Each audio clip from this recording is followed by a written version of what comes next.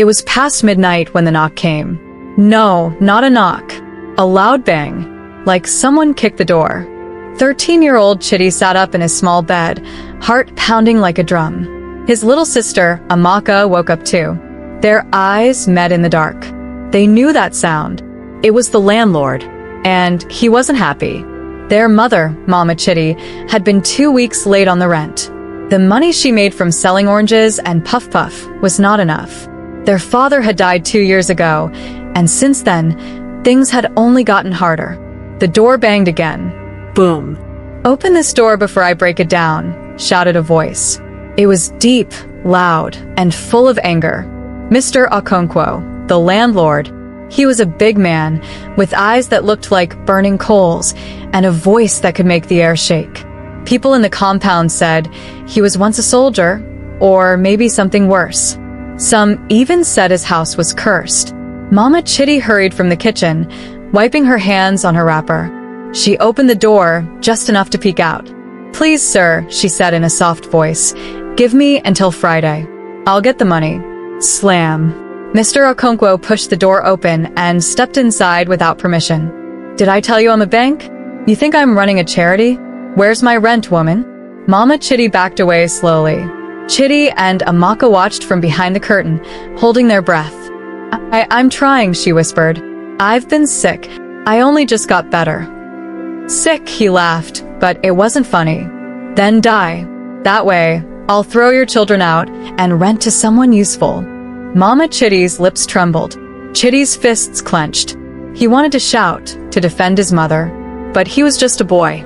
Mr. Okonkwo was a monster in human skin. Suddenly, the landlord turned his head. "You think I can't see you hiding, boy?" Chidi froze. "Come out here." Chidi stepped forward, his legs shaking. "You want to be a man, eh?" Mr. Okonkwo growled. "Then tell your mother to pay rent like a man." He grabbed Chidi's shirt and yanked him forward. "You want to live here for free? You think life is soft? You will suffer." Then he let go just like that. But his eyes said next time, it won't just be words. Mr. Okonkwo stormed out, slamming the door behind him. The whole house shook. A moment later, they heard him laughing loudly outside. Chidi turned to his mother. She was crying silently, covering her face with her hands. Amaka was crying too. "I'll fix this," Chidi said, though he didn't know how. That night, none of them slept. The next morning, the compound was full of whispers. Neighbors talked about how Mr. Okonkwo once locked a woman and her baby inside their room for 2 days, just because she owed him N5000. Another man said his brother had gone missing after fighting the landlord. People said strange things happened in this compound. Doors locking themselves, voices at night, shadows moving without light. But nobody ever spoke against the landlord out loud. Not unless they wanted trouble. Later that day, Chidi overheard something that made his skin go cold. "He's planning to throw you people out on Sunday," a neighbor whispered to him behind the clothesline. "He told his boys already. He'll come with thugs." Chidi ran inside and told his mother. Her face went pale. "We have no place to go," she whispered. "What will happen to us?" That evening, while his mother rested and Amaka drew in the sand outside, Chidi sat alone, thinking. Then he made a decision. He would find a way, even if it meant entering the landlord's forbidden backyard. The landlord's backyard was off limits. It was surrounded by a high fence made of rusted zinc sheets. People said he kept things back there, strange things. Animals no one had seen before. A shrine. Maybe even the spirits of people who owed him. But Chidi had heard something else. They said Mr. Okonkwo hid his money back there. Bundles of cash. Rent collected from people, stored in a black metal box under the old mango tree. It was probably just a story. But if it was true, maybe, just maybe, he could take enough to pay his mother's rent. Just enough to make them safe. That night, after everyone had gone quiet, Chidi snuck out of the room with a small torchlight. His heart thumped wildly. He passed the other rooms, stepped over a broken step, and reached the back gate. Locked. But the fence had a weak spot. He had seen it before. He pushed aside the loose sheet of zinc and slipped through. Inside, it was dark. Too dark. The moonlight barely reached the backyard. The mango tree stood tall and still, like a giant watching over secrets. Chidi moved slowly, shining his torch across the ground. Then he saw it, a small black box, half buried under dry leaves. He reached for it, hands shaking. Snap. A twig broke behind him. He turned. Someone was there. A shadow. Tall. Still. Watching. And then it spoke. "You shouldn't have come here, boy." Chidi froze. A cold wind brushed his skin as the shadow moved closer. He wanted to run, to scream, but his legs refused to move. The voice came again. "You think you can steal from me?" It was Mr. Okonkwo. He stepped forward from the dark, holding a torch that lit up his wicked face. His eyes glowed like coals. His teeth shone like a wolf's in the moonlight. Chidi trembled. I just wanted to help my mother." The landlord didn't blink. "Help? By stealing from me?" He looked down at the black box by Chidi's feet. "You think this is ordinary money?" Chidi stayed silent. His throat was dry. Mr. Okonkwo gave a slow, scary smile. "You're brave," he said, "but stupid." Then he bent down, picked up the box, and opened it. Inside were neatly tied bundles of Naira notes, old and new. But there was something strange about the box. The bottom was covered in red powder, like crushed chalk, or maybe blood. And a paper, folded and stained, sat in the corner. "Read it," Mr. Okonkwo said, tossing the paper to Chidi. Chidi opened it with shaking hands. It looked like a tenancy agreement, but the words didn't sound normal. "By staying under this roof, you agree to give what cannot be returned. What is owned shall be taken. What is hidden shall be known. And when the time comes, the house will decide." There was no place for a rent amount. No due date. Only a line for signature. Chidi looked at the bottom and saw a fingerprint in dark red ink. Or was it blood? "This is not a house," Mr. Okonkwo said, eyes locked on him. "It's a contract.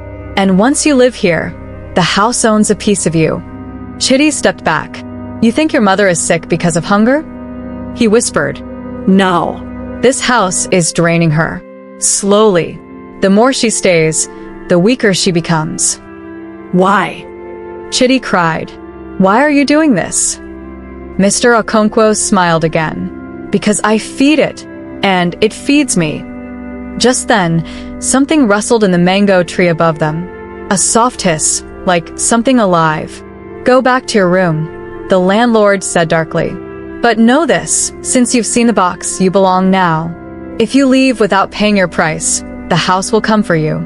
The next morning, Chidi woke up with a fever. His mother thought it was malaria, but Chidi knew better. The house was already starting. He tried to speak, to tell her everything, but when he opened his mouth, no words came out. He had lost his voice. Amaka looked at him, worried. "Are you okay, Chidi?" He nodded slowly, but tears rolled down his cheeks. His mother rubbed his head gently. "Don't worry, my son. Everything will be fine." But it wasn't. That day, the neighbor in room 4 disappeared. 1 minute, he was sweeping the corridor. The next, gone. His door swung open, and his sandals were still outside, but the room was empty. Some said he ran away, but Chidi knew the truth. The house had taken him. By evening, Mama Chidi got a visitor. A man in a suit, carrying a new tenancy agreement. "The landlord sent me," he said politely, "to make things easier for you. He's offering you a new deal." Mama Chidi looked surprised. "A new deal?" "Yes," the man smiled. "No more monthly rent. Just a one-time signature. After that, you and your children can stay forever." Chidi, weak and silent, stepped into the room and shook his head hard. He pointed to the paper and crossed his arms in an X. But the man ignored him. Mama Chidi looked at the paper. "I don't see any amount. It's a special offer," the man replied. "No money needed. Just a little commitment." She looked unsure. "I need time to think." The man nodded. "Of course. But you only have until Sunday. After that, the house will decide." And then he left. That night, Chidi tried to sleep, but the dreams came. He saw the house swallowing people, one room at a time. He saw his mother lying still, eyes wide open. He saw the landlord sitting on a throne made of keys, with red shadows dancing around him. And in the dream, a voice said, "If she signs, she's gone. If she doesn't, the house will still take her." When he woke up, the light bulb in their room was flickering. The walls were damp, and the floor felt like it was breathing beneath his feet. Chidi had to act. He couldn't talk, but he could write. He took his school notebook and scribbled everything he saw about the backyard, the money box, the red fingerprint, and the cursed contract. Then, he tore out the page and slid it under Auntie Uju's door, a young woman in room 5 who worked as a journalist. She had always liked Chidi and once told him, "If anything bad ever happens, tell me." He hoped she would believe him now. The next morning, Auntie Uju called a lawyer she knew. By evening, 2 men in clean clothes came to the compound. They spoke to the landlord quietly. Mr. Okonkwo didn't shout this time. He just smiled. And later that night, Chidi saw him burning something behind the compound. It was the black box. As the flames rose, he whispered something into the fire. The wind carried it away. And then he looked up and locked eyes with Chidi. "Now you've started something, boy," he said. "But remember, not all contracts are on paper." Before Chidi was born, there was another boy in the family. His name was Nonso, Chidi's older brother. But no one ever talked about him anymore. Not even Mama. He had vanished when Chidi was just a baby. And now, Chidi was beginning to understand why. It started when Chidi saw something strange on the wall. A small handprint, right above his bed. But it wasn't his. It was too big to be a Marcus. And it glowed faintly red in the dark. He touched it, and in a flash, a memory that wasn't his filled his mind. He saw a boy slightly older than him, sitting in the same room, writing in a notebook. The boy was crying. And then, the door opened, and Mr. Okonkwo stepped in. The boy screamed. Then, the memory disappeared. Chidi fell back, gasping. He told Amaka what he saw, scribbling words quickly in his notebook, since he still couldn't talk. Amaka's eyes widened. "I've heard Mama talk in her sleep," she whispered. "She says, 'Nonso, come back. I didn't forget you. I thought it was just a dream.'" Now Chidi knew. The house had taken Nonso, and nobody knew how to save him. That evening, Mama Chidi returned from the market with a new bundle of food. "It was a blessing," she said happily. "A stranger gave me money, enough to pay the rent in full." But Chidi frowned. Stranger? Later, while she cooked, Chidi found the envelope on the table. The money inside smelled strange, like ashes and old rain. And tucked inside was a note. All debts must be paid, including the old one. Chidi felt sick. He ran to Mama. He pointed to the note, then wrote one sentence on a paper. "Did Nonso live here?" Her face changed. She stopped stirring the soup. "How do you know that name?" she whispered. Chidi didn't answer. He just stared. Finally, she sighed. Her voice shook. "Nonso was your older brother," she said. "Smart, strong, brave. But when your father died, we fell behind on rent. Mr. Okonkwo offered a new deal. He said we could sign something to stay longer. Your father had just died. I was desperate." She wiped her eyes. "I signed. That night, Nonso had a terrible dream. He screamed and said the walls were moving. I thought he was sick. But the next morning he was gone. Just gone. No door broken. No window open. Just vanished." Amaka covered her mouth. Chidi felt his chest tighten. "I went to the police," Mama continued. "But they laughed. Said maybe the boy ran away. But I know what happened. I just couldn't prove it." She looked up at the ceiling. "I never forgave myself. That night, the house creaked loudly. The windows rattled though there was no wind. Chidi couldn't sleep. Suddenly, he heard a whisper. It came from the crack in the wall near the cupboard. "Chidi." He froze. It came again. "Chidi, it's me. Nonso." He grabbed his flashlight and crawled closer. His heart raced like a drum. There, inside the crack, he saw an eye. Not scary. Sad. "Help me," the voice said. "He keeps us in the walls." Chidi scribbled fast in his notebook. "How do I help you?" The voice replied, "Burn the paper Mama signed. It connects me to the house."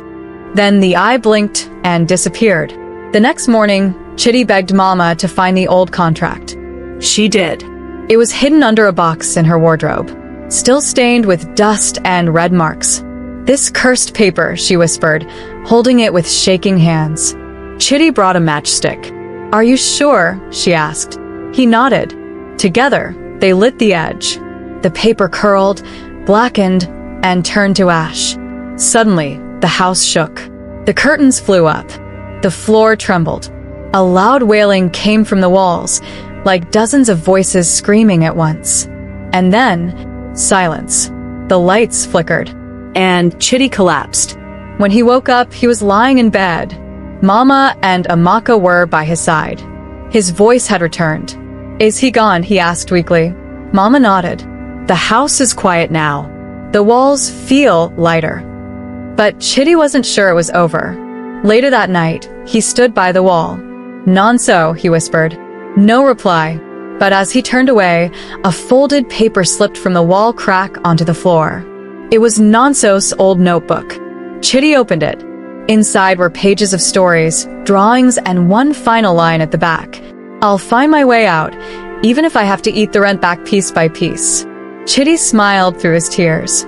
He hadn't saved Nonso completely, but he had set him free. For 3 nights, the house was silent. No whispering walls, no shaking floors, no glowing handprints. It felt like peace. Mama smiled more. Amaka sang around the compound again. Even the sun felt warmer through their window. But Chidi didn't feel easy. Something still sat in the air, like the house was holding its breath. Then on the 4th night, everything changed. It began with the gate locking by itself. A loud clang echoed through the compound. Then all the doors slammed shut, even those without anyone touching them. Windows snapped closed. Lights flickered off, and the air became cold. People shouted from their rooms. "Who locked us in? Where's the landlord? Open the doors." But no one could leave. It was as if the house was alive. Chidi ran to the window, heart racing. Outside, the compound was still. Too still. He turned to Mama. "It's the house. It's angry." Amaka held tightly to her teddy bear. "Are we going to die?" "No," Chidi said, trying to be brave. "Not today." They heard footsteps, heavy ones, walking through the corridor. Step, step, step. Then, a loud knock on every door at once. Boom, boom, boom. People screamed. Chidi peeked through a crack. It was Mr. Okonkwo. But he didn't look normal. His eyes glowed brighter than ever. His clothes looked old and torn, like they were from another time. His feet didn't touch the ground. He wasn't walking. He was floating. Suddenly, a voice spoke from the ceiling. Not loud, but deep. "You broke the contract. You set the boy free. Now, I will take another."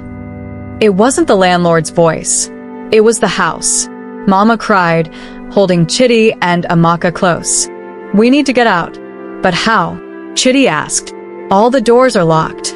Then he remembered something from Nonso's notebook, the last drawing. It showed a symbol, a strange spiral, shaped like a key, drawn on the floor near the kitchen. Chidi grabbed a stick and ran to the kitchen floor. He swept aside the old mat, and there it was, the spiral. He placed his palm in the center and whispered, "You don't own us anymore." The floor rumbled. A blinding light shot out from the spiral, filling the room. The walls began to crack, not with damage, but with light. All around the compound, doors burst open. The house let go. And then came a scream. A long, sharp scream from the landlord's room. Chidi ran to the door. Mr. Okonkwo was inside, but he was no longer glowing. He was just a man, weak, old, and crying. "Please," he whispered. "The house tricked me. It said I'd never be poor again if I gave it people. I didn't know it would take so many. I didn't know it would take me." Chidi stared at him, then turned away. The house began to shake. This time it was collapsing. "Get everyone out," Chidi shouted. He ran through the compound, knocking on doors, grabbing hands, leading families out the gate. The house cracked louder. The tree in the backyard burst into flames. Then, with one final roar, the house folded in on itself. And it was gone. Just a pile of ashes. Days later, the community helped the tenants find new places to live. People brought food, Clothes. even a TV crew came to hear the story. Auntie Oju wrote about it in the newspaper. The house that ate rent and the boy who stopped it. Mama started her own food stall, with help from the church. Amaka made new friends at her school. And Chidi? He became a storyteller. He wrote about the things people were too scared to say out loud. And one day, when he sat under a tree far from the compound, he felt a breeze. He turned and saw a boy, about 14, smiling. "Thank you," the boy said, "for not forgetting me." Then he disappeared like mist. It was Nonso, and for the first time in a long time, Chidi felt completely free.